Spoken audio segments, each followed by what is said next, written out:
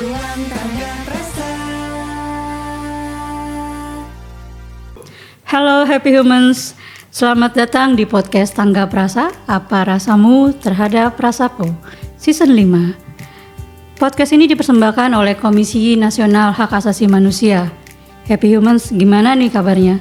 Semoga Happy Humans dalam keadaan baik, sehat, dan juga selalu bahagia. Happy Humans, podcast pada episode kali ini sangat spesial. Bagaimana tidak? Episode kali ini mungkin menjadi satu-satunya episode yang menghadirkan Kepala Biro sebagai host dalam podcast yang ada di Kementerian Lembaga.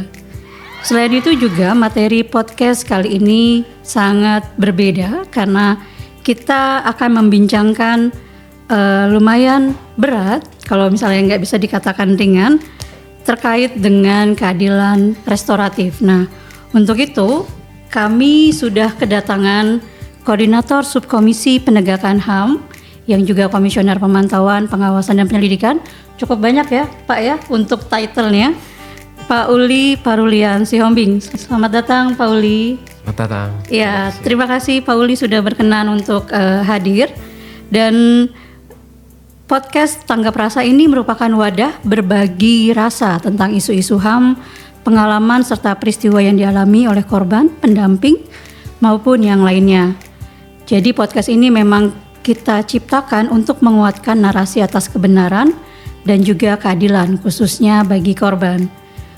Hal ini juga sebagai upaya Komnas HAM untuk memberikan wawasan terkait isu HAM yang sedang hype di masyarakat, khususnya bicara soal akses terhadap keadilan. Nah, Happy Humans mungkin pernah mendengar bicara soal keadilan restoratif di mana pelaku tidak dihukum tapi kemudian mendapatkan pergantian dari hukuman. Nah, ini akan menjadi bahasan kita pada podcast kali ini. RJ sendiri memang sedang marak dan muncul di masyarakat. Mungkin Happy Humans sudah mendengar salah satu bentuk dari keadilan restoratif adalah diversi bagi pelaku ataupun anak yang berhadapan dengan hukum. Nah, kali ini kita akan banyak berbincang dengan Pak Uli untuk bagaimana sih Pak Uli sebenarnya bicara soal RJ ini, apa RJ dan juga kenapa RJ itu kemudian muncul dan kapan munculnya restoratif justice ini. Silakan Pak Uli.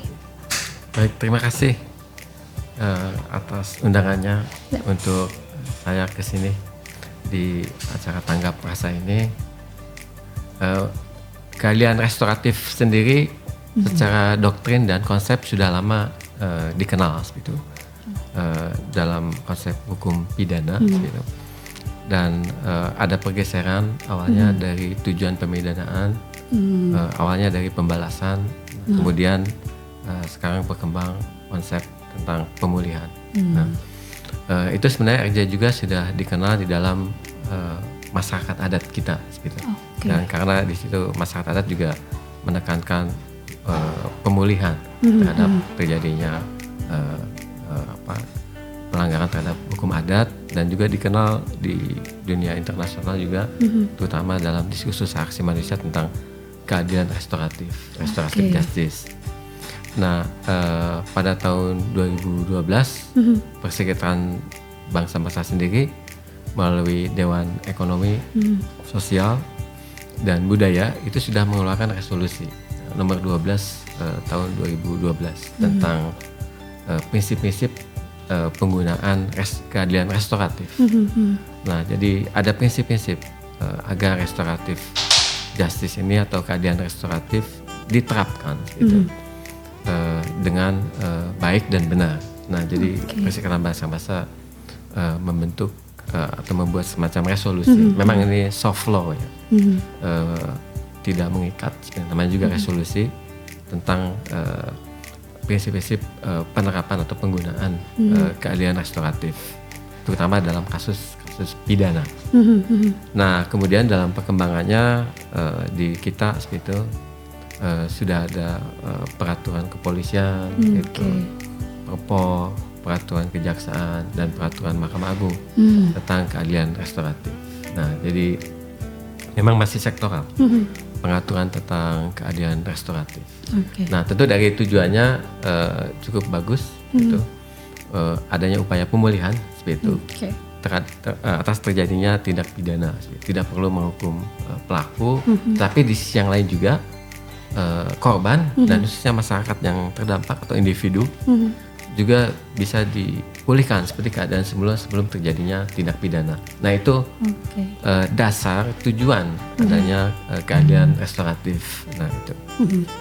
Jadi sebenarnya RJ ini juga bukan hal yang baru ya Pak ya, apalagi sudah diterapkan dalam masyarakat adat kita dan juga prinsip untuk dari pembalasan berubah menjadi pemulihan terhadap korban. Berarti memang heavy-nya lebih ke konteks korban ya Pak Uli ya, seperti itu. Nah kalau misalnya sudah ada pengaturan tadi Pak Puli bilang ada perpol, ada peraturan kejaksaan dan juga ada peraturan Mahkamah Agung, berarti RJ ini bisa diterapkan di setiap tingkatan sistem peradilan pidana ya Pak ya? Betul. Nah RJ ini memang mandatori diterapkan di dalam setiap tingkat peradilan pidana, mulai dari penyelidikan, penyidikan, penuntutan, juga persidangan pidana, bahkan dalam pelaksanaan putusan gitu. Jadi dalam putusan sendiri ketika sudah punya kekuatan tetap masih dimungkinkan adanya RJ gitu. Itu juga yang dilakukan oleh Bapas misalkan di tingkat LP atau rutan. Nah Pak Uli, kira-kira untuk RJ ini apakah semua kasus ataupun semua tindak pidana bisa diajukan RJ atau hanya tindak pidana tertentu saja nih, karena kan bicara soal korban, bicara soal keadilan di masyarakat. Nah seperti apa Pak Uli terkait dengan kasus-kasus yang bisa dimintakan RJ tadi? Kalau mengacu ke beberapa aturan gitu, baik itu di Perpol, peraturan kepolisian, peraturan kejaksaan maupun Perma, itu hanya tindak pidana tertentu saja yang bisa dilakukan menggunakan keadilan restoratif. Tentu untuk kejahatan-kejahatan serius itu tidak bisa, misalkan pelanggaran berat, kemudian juga kejahatan teroris atau kejahatan serius yang lainnya, termasuk juga tindak pidana kekerasan seksual dan juga kejahatan serius yang lainnya. Jadi itu yang tindak pidana tertentu saja. Nah itu juga sesuai dengan prinsip tentang penggunaan RJ gitu. Jadi tidak untuk semua tindak pidana, tapi tindak pidana tertentu saja. Berarti tadi poinnya adalah TPKS sebenarnya nggak bisa ya Pak ya. Jadi kalau misalnya ada polisi yang mengusulkan RJ untuk kasus-kasus TPKS, sebenarnya tidak diperbolehkan berarti Pak? Ya, itu prinsip dasar sebenarnya yang ada di tadi yang saya bilang, penggunaan atau penerapan RJ dalam kasus pidana yang dikeluarkan oleh Perserikatan Bangsa-Bangsa melalui Dewan Ekonomi dan Sosial gitu. Kejahatan serius, kemudian kejahatan kekerasan terhadap perempuan. Nah, anak mungkin dalam kasus tertentu ya bisa, tapi itu bisa melalui diversi. Tapi untuk anak sebagai korban itu sangat hati-hati juga, seperti bisa diterapkan oleh dengan menggunakan mekanisme RJ. Kalau terkait kasus, misalnya kita bicara soal tindak pidana penganiayaan Pak Uli atau pembunuhan, apakah itu masih dimungkinkan polisi, jaksa ataupun pengadilan mengajukan RJ atau? Jadi dalam RJ ini prinsip yang paling utama kan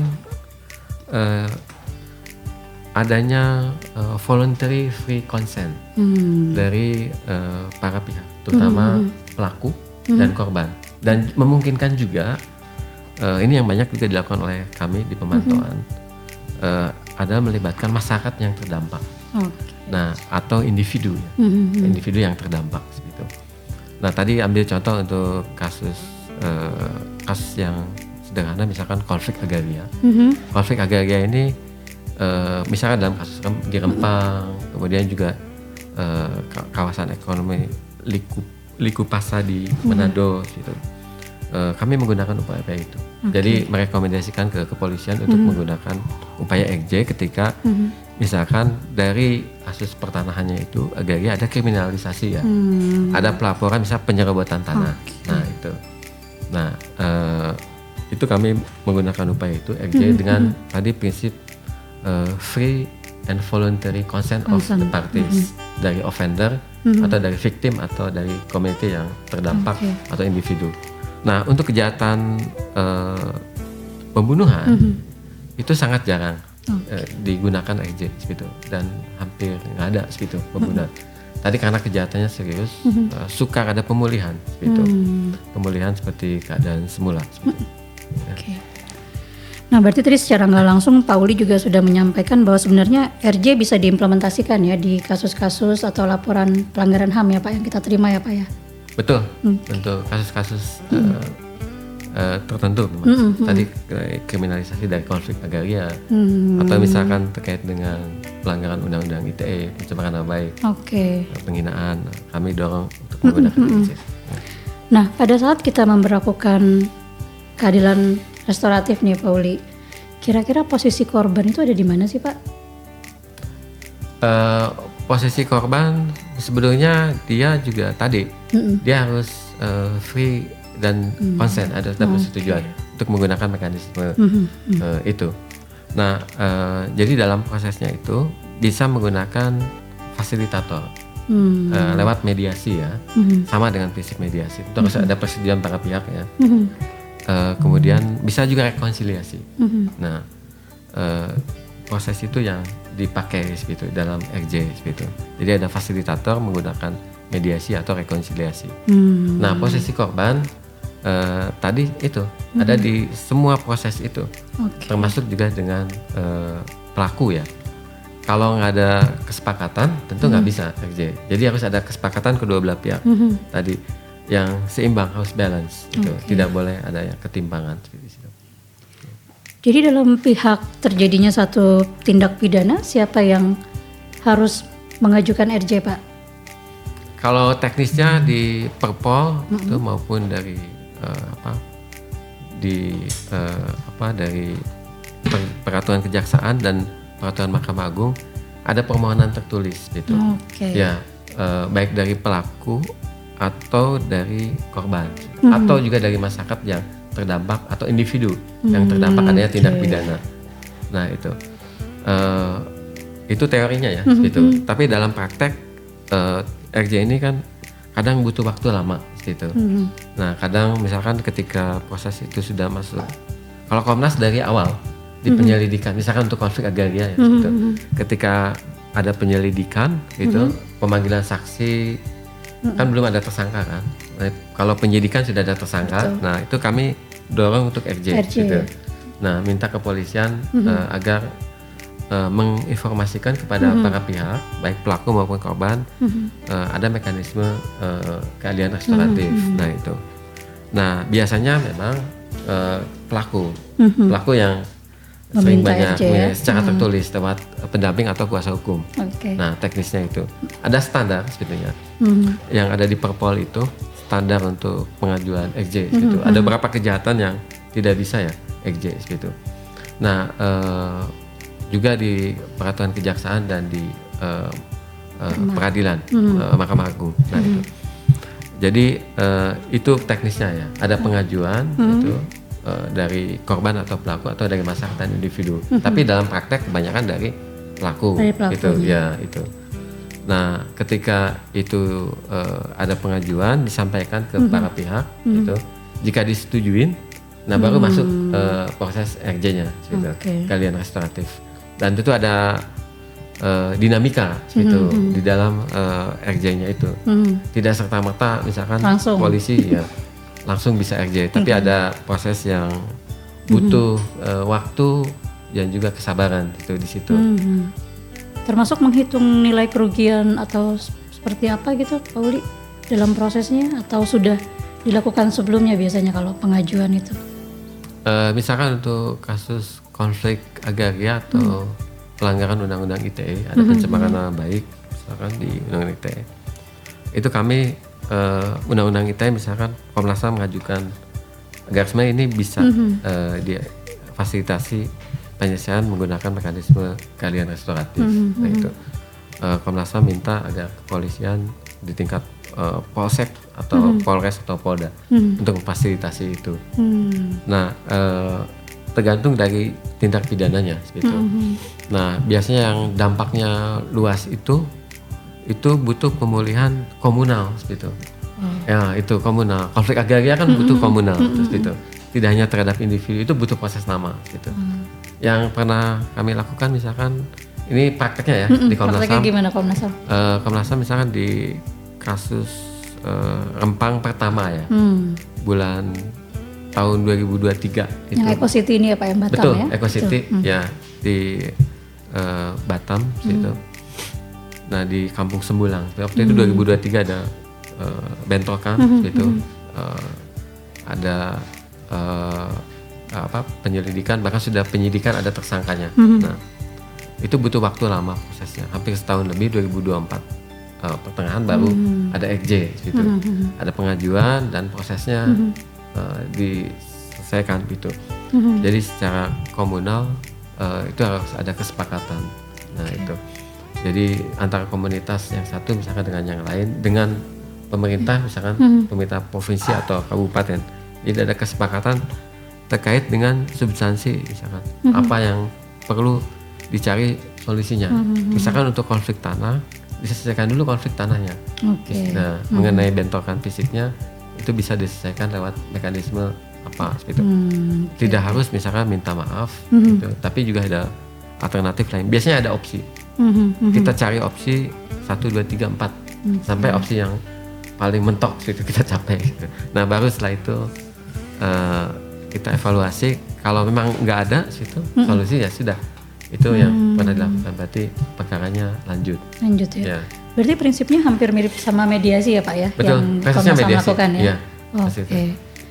Nah, kalau misalnya ternyata, dalam prakteknya selama ini nih Pak Uli, chance-nya berapa besar sih kalau misalnya Komnas mendorong RJ ini diterapkan, dan kira-kira kalau misalnya kasus-kasus tertentu RJ ini bisa berhasil, atau kapan RJ ini nggak bisa untuk kita ajukan Pak Uli dalam kasus-kasus yang kita tangani di Komnas HAM?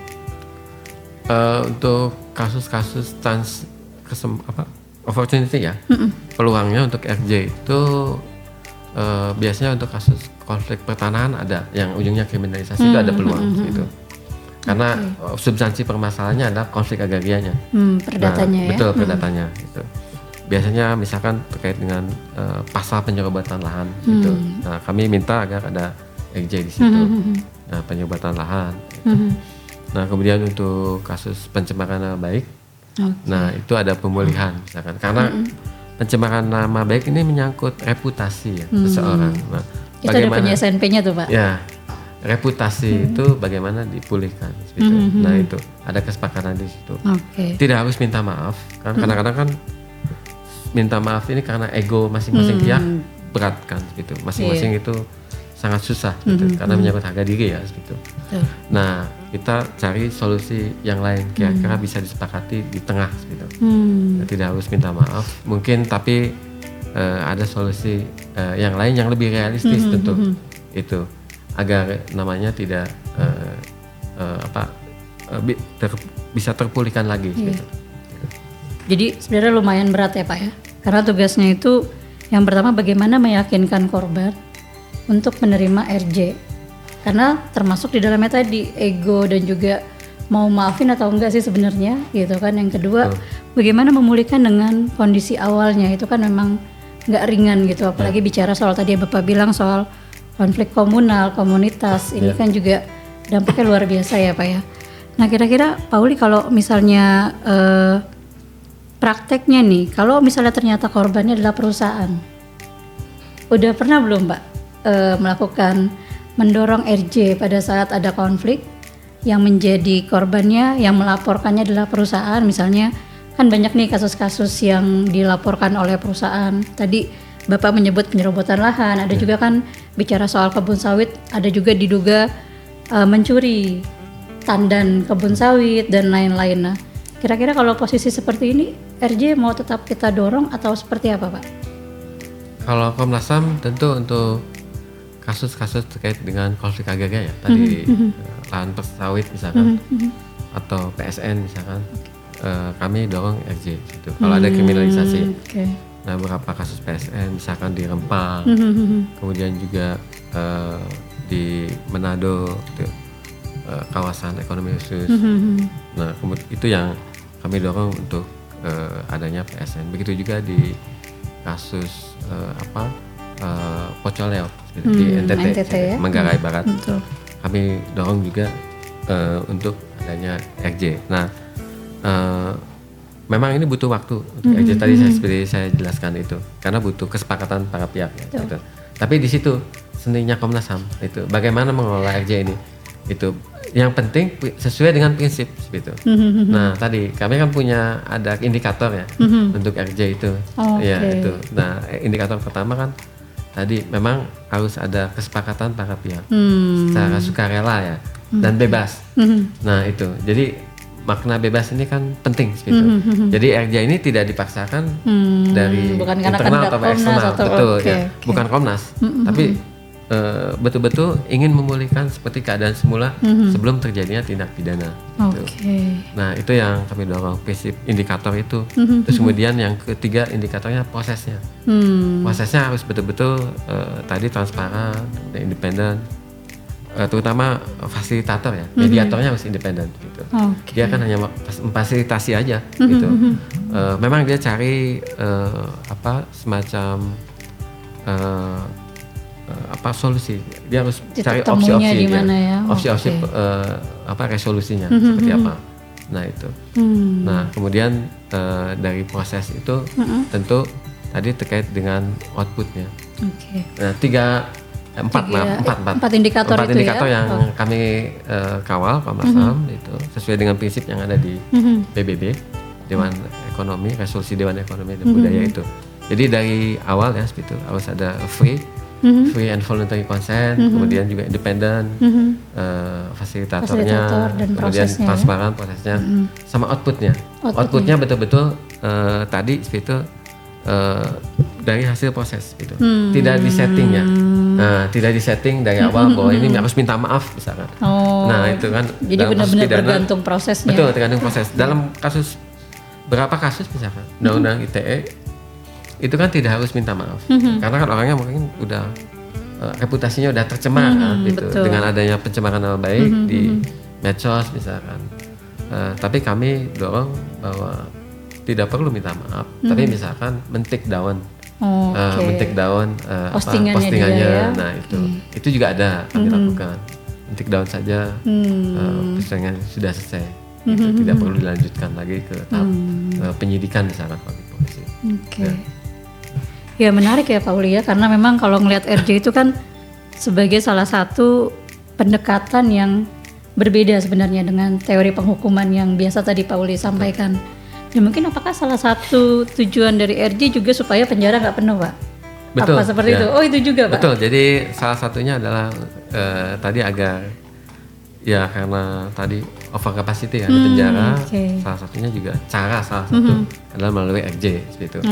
Nah tentu karena kasus narkoba memang nggak bisa ya berat seperti itu, tapi kasus yang lain itu bisa gitu. Kasus-kasus yang tadi konflik pertanahan, pelanggaran terhadap Undang-Undang ITE dan yang lainnya. Menarik Pak Uli. Jadi terakhir nih Pak Uli, kira-kira pesan untuk Happy Humans terkait dengan implementasi RJ ini seperti apa Pak Uli? Mungkin ada pesan yang mau disampaikan oleh Bapak.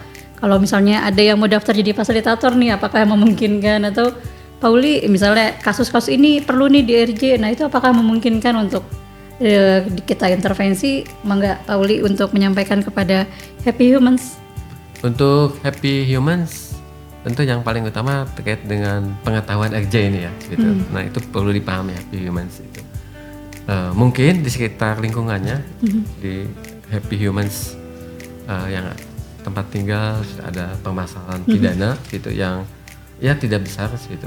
Terkait dengan hal kecil bisa diselesaikan lewat keahlian restoratif. Nah, tentu Komnas HAM bisa aja berkonsultasi dengan Komnas HAM gitu, atau melakukan pengaduan ke Komnas HAM. Itu juga kami bisa gitu memantau atau memediasinya gitu.